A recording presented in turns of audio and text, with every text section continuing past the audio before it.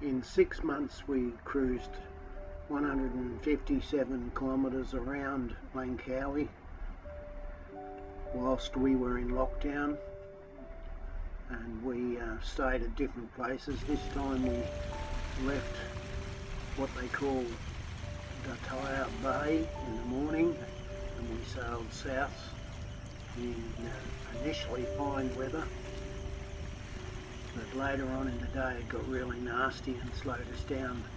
We had to lower the sails before the storm hit, and we had to motor at about 2 knots. So it took a fair amount of time to travel the 19 kilometres from BERJAYA Bay to Pantai Harbour. Koh Taratea is the closest Thailand island to Langkawi.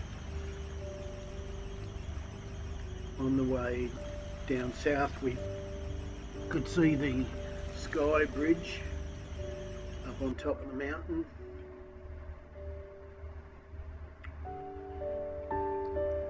As we rounded the southern point and travelled and cruised into Pantai Kok Harbour, the weather had improved greatly and we had a nice cruise. I didn't bother putting the sails up. And here's a picture of the BERJAYA resort pier and bungalows, water bungalows. And we anchored in Pantai Kok Harbour for 1 night, and here's a view from the boat. The internet tells me that BERJAYA resort is a 5-star resort, and I'd believe it. It's very expensive. Here's a view of the eastern side of the bay, and a little island that divides Pantai Kok from Talaga Harbour.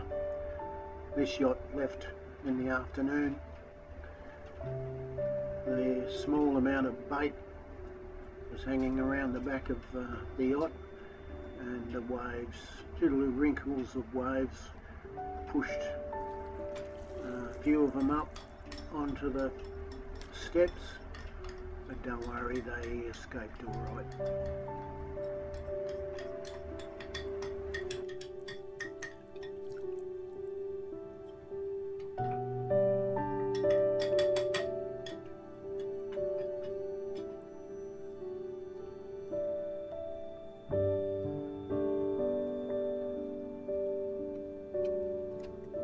As usual, sunset in Langkawi or anywhere in Malaysia was quite beautiful, and this is no exception.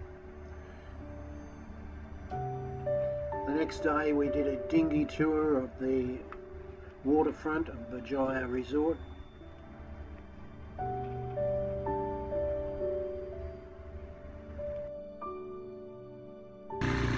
The waterfront bungalows were in need of a bit of repair, and I think that's because of the COVID-19. And then the BERJAYA resort has its own beach, and they left us alone when we did walk on the beach. This seems to be a restaurant on the end of the pier. We didn't go and look at that because when we were confronted by the manager, he was very polite and wanted to know who we are and that we came from the yacht, one of the yachts in the bay. He accepted that and let us continue to walk around. But yeah, the bungalows looked like they were all deserted and all suffering a little bit of wear and tear. And I'd hate to own places like this in this crisis period. So after that we got onto the beach and we had a bit of a walk around the resort, and here's the entrance to the BERJAYA resort, and a short walk up to the 7 Hills waterfall, the main entrance to the resort. And the gardens were absolutely beautiful, really well cared for. would have seen 10 workmen working in the gardens while a short time we're there, and this is one of a close-up of one of the waterfront bungalows. And of course there's the standard pool, but this one was huge. It would have been the size of 3 houses. It was lovely. Then we went for a walk on the beach itself, and from the resort you walk down some stairs and onto the beach, and it was really hot, and without shoes you would have burnt yourself for sure.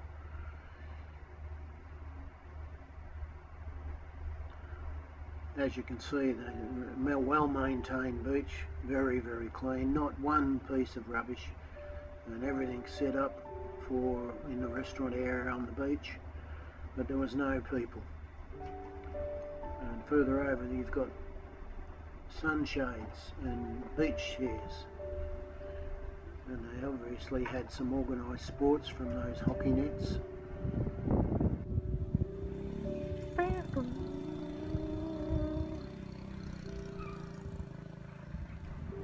This video was produced by myself in conjunction with myself, and it's the end of another exciting video of the Pantai Kok Harbour, late March 2020.